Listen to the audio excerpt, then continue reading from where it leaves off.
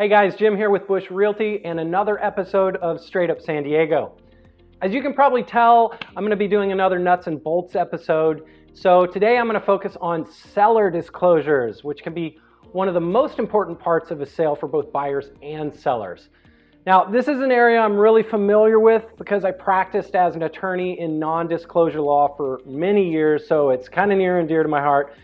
I know that's kind of weird to say about seller non-disclosures, but I'm going to stick with it.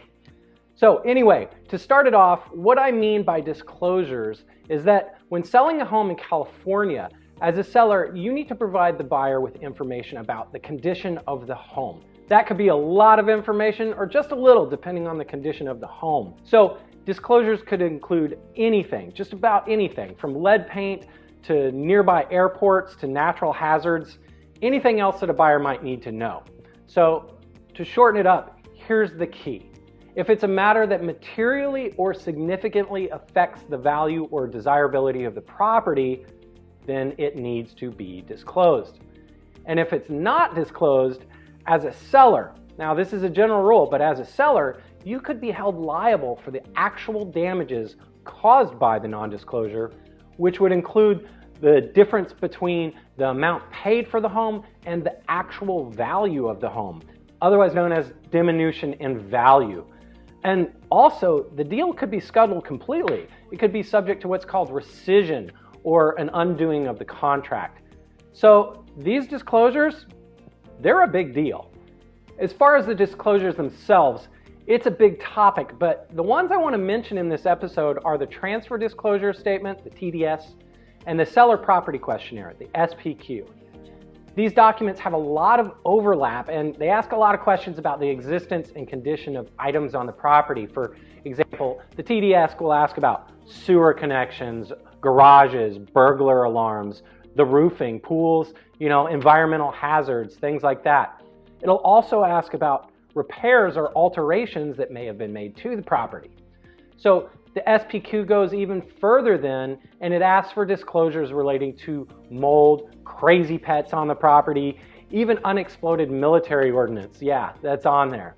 So together, the TDS and the SPQ, they cover all sorts of physical matters, but there's also other items such as boundary disputes and insurance claims or lawsuits, the HOA, and say there's some neighborhood issues. The SPQ also requires a seller to provide all sorts of documentation in the seller's possession pertaining to these matters. So if the seller has documents, they need to be provided to the buyer.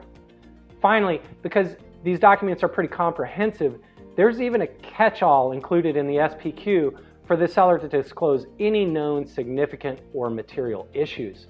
So as a seller, there's not really any way of squeaking out of these disclosures, which you wouldn't want to do anyway.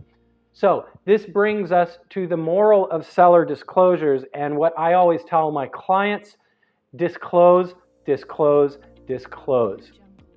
If a seller fails to disclose, it's just a huge setup for problems in the future.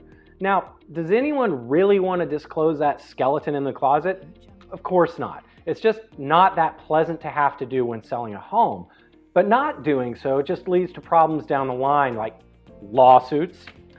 It's also not fair to the buyer, and be sure that that'll be taken into account if any of these undisclosed matters arise in the future. Having practiced for years in residential non-disclosure law, I can tell you firsthand that as a seller, you don't want to take the risk of non-disclosure. So if there's any doubt, disclose it out.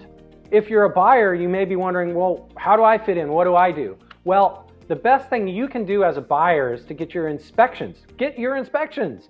Review the seller disclosures and review them carefully. If you see something that looks off or missing, ask questions and hold the seller to their duty of disclosure. So that's the basics of what you really need to know about seller disclosures. Disclose, disclose, disclose.